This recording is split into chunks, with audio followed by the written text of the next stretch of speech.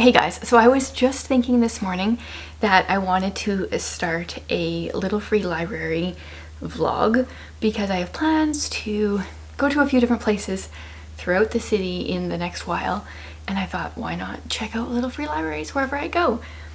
And I hadn't started this video yet, wasn't planning on starting yet, but this afternoon I took Reika to practicing driving. I'm so not ready for this, but we were practicing driving in a town near us, and we happened to drive past a little free library, and so we stopped, and then we found another one, so we stopped, and so I'm going to play that footage for you, and then I will show you what I got.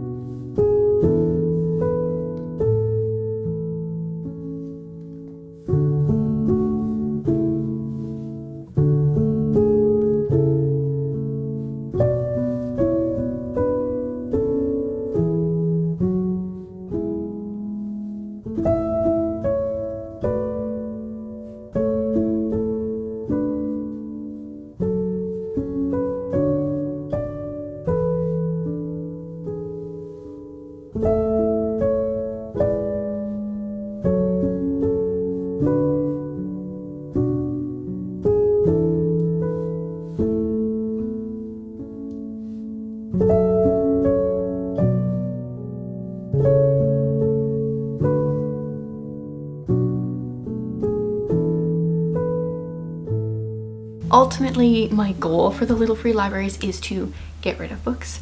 I haven't gotten rid of any for a long time. I did an unhaul video a long time ago, and I have those books sitting in my closet because I want to just bring them to little free libraries and stuff. So those are the books that I'm working off of. So after the first little free library, I picked up PAX, or at the first little free library. I think we have this book already, but I was like, just in case we don't, I'm going to grab it. I haven't looked. I think it's in the basement if we do. I haven't looked yet. And worst case scenario, I just go put this in another little free library and I, swap out some books. I mean, I put a book in there anyway, so I don't feel bad if I end up putting this in a different little free library. This is such a sweet, gut-wrenching book about a boy that has a pet fox. Highly recommend reading it if you haven't. Very good. Then the second one, I think there was only two that we ended up finding. There was supposed to be a third one, but the map took us to this area and I was like, I don't see a little free library here. I got this book. This is a Mo Willems Elephant and Piggy Like Reading. It has their stamp on it. I've never seen, and the Theodore Seuss award. It's called We Are Growing. So it's a book that I got for my younger two. My 6-year-old kind of knows how to read now, and we're just in the reading practice period now. So this is about plants that grow, I guess. I don't know. I thought they would enjoy it, and it was funny because on the back it's Mo Willems, like M-O-W Willems. I liked the humor. So I have no idea if it's any good, but I thought it would be good for reading practice. So that's all I got so far. Did we go to 3 libraries? No, I think it was just the 2. Man, we just got back and I already can't remember. The one had 2. One was the kids section and one was the adult section. But yeah, this will be a journey for, I don't know, the next week, maybe 2 weeks, and we will see what we can all find / get rid of.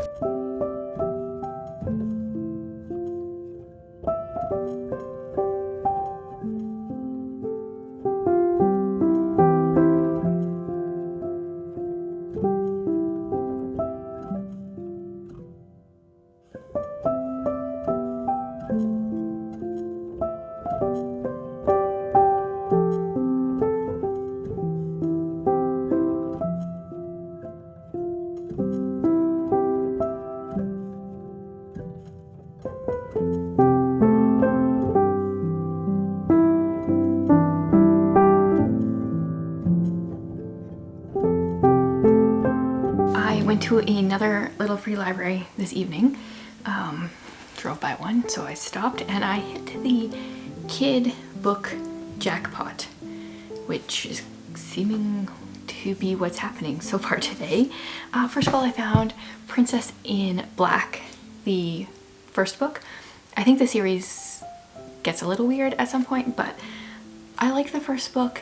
I just got it from the library for my 4-year-old a couple weeks ago and she loved it. It's like princess, but kind of ninja warrior type feel. And so I'm excited that I found this in a little free library. Somebody bought it from the thrift store for $3.50 and I got it for free. And originally it's like 10 bucks. Then I got 2 books that we might use in our homeschool. The first one is Eric Walter's Trapped in Ice. I had never heard of this. Don't know anything about this history, but we are studying Canadian history and world history. And world history, we are focusing on 1900 to 1950, and this is about the Canadian Arctic Expedition of 1913, which is perfect. I don't really know anything about the book, but I might proofread it or just assign it next year. We'll see. And then I found a Dear Canada book. This one is To Stand on My Own, The Polio Epidemic Diary of Noreen Robertson. This is set in Saskatoon in 1937, which we just moved from Saskatoon, so this would be a great one. This is also set in the time period we're studying next year. My oldest is like too old for these books, but she still loves them because she loves history. She might have read this one already because she went through a spurt where she was reading so many. We got them from the library, but we don't own this one to my knowledge, so I thought I would grab it. If she doesn't want to read it, maybe one of my other kids will read it down the road, but once again, free. So 2 potential books for school, 1 book for my 4-year-old, and I've already read the 4-year-old the other book that I got this morning or this afternoon, the one that is about grass growing, and she loved it, and the 6-year-old wants to read it right away. So super successful day in regards to children's books in little free libraries.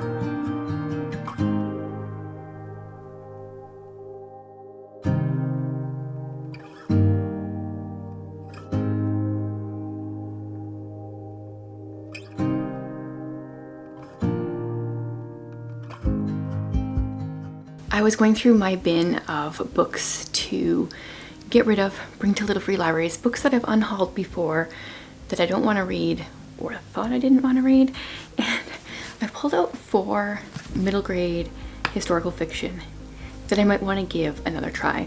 I don't think I read any of these. I think I did them for a try chapter, and the more I think about like homeschooling and stuff, the more I think maybe I should keep these and read them and see if they would be good to assign my kids. So I have Red Scarf Girl, I have Paper Wishes, I have Sophie's War, and Call It Courage.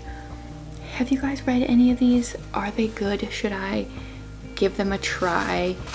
Red Scarf Girl is a memoir of the Cultural Revolution in communist China, 1966. My oldest is very interested in communism right now. Not that she's pro-communism, but she's very interested in the history of communism. So yeah, I should keep that. And then Paper Wishes is World War II. This is an American Japanese internment camp, I think, prison camp. So that would be kind of interesting. Sophie's War is the Revolutionary War in America, not as applicable here in Canada, but still good for us to know about. And then Call It Courage. This is actually just a classic that I don't really know anything about, but it's really short. So I pulled that out. Should I give these another try? Let me know. And then I pulled out some other ones that I know I want to get rid of that I can bring to Little Free Libraries over the next couple of days. So let's go see what we can find.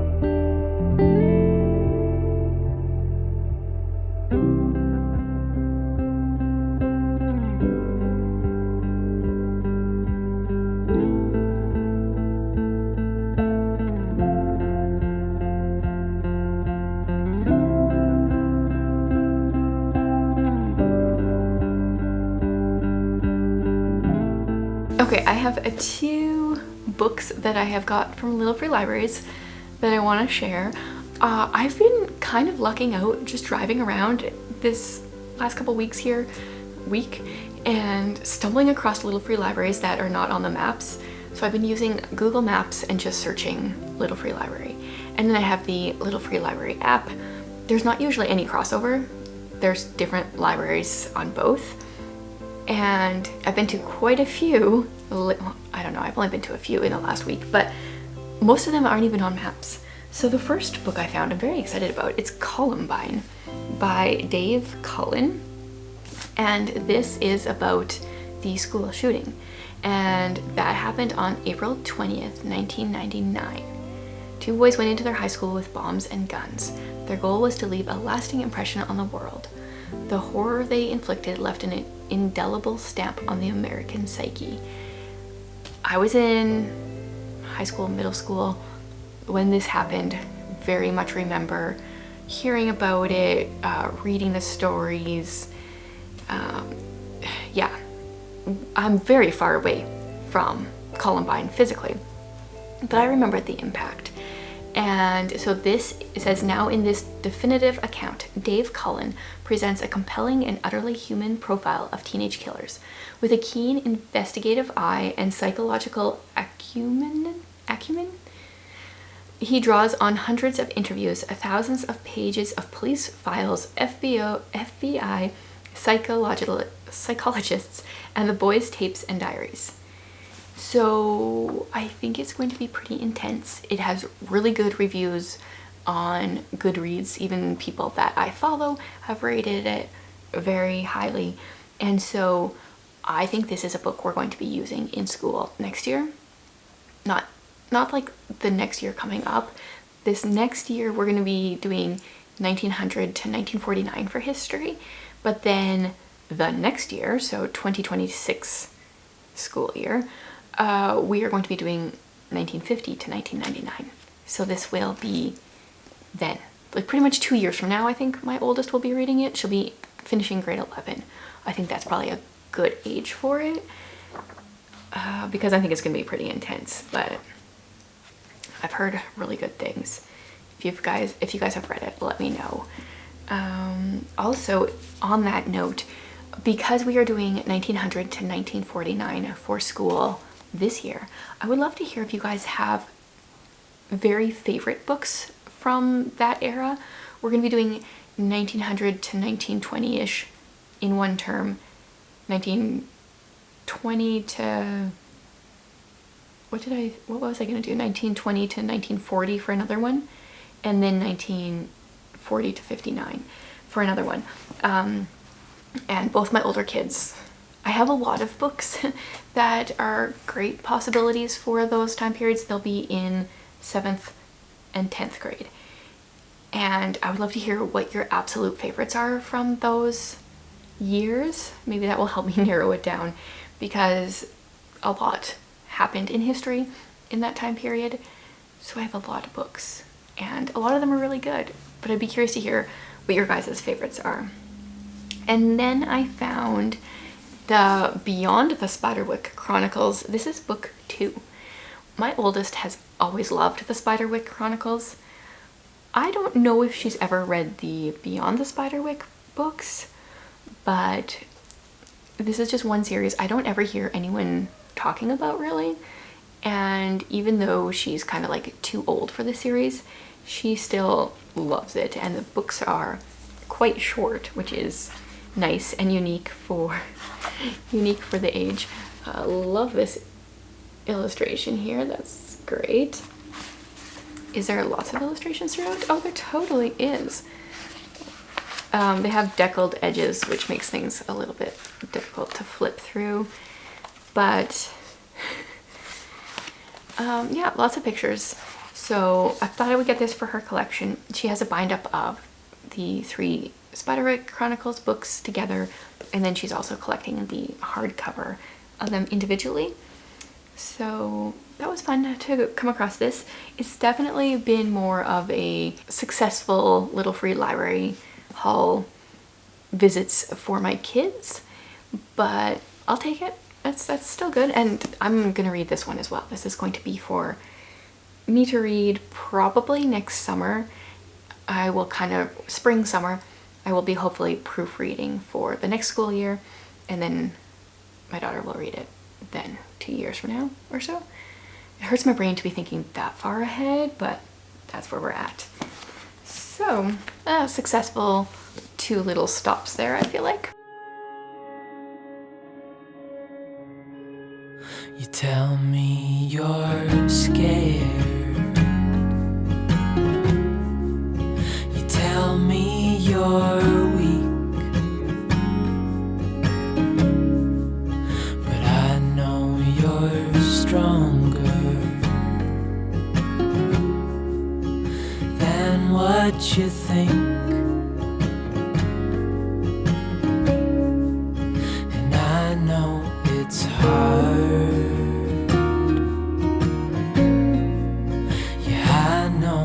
It's rough, but we'll make it through, and I'll back you up. Wherever you're going, I'm going to. I'll follow you through the and the blue.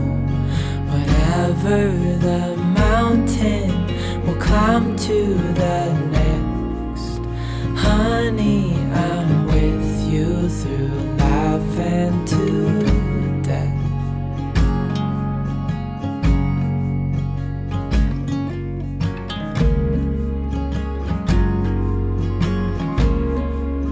You tell me you're nervous. Say you're afraid. I wish you could see that. I think you're brave, and if it all falls, if it all breaks, I'll still be here. We'll fix these mistakes. Wherever you're going, I'm going to.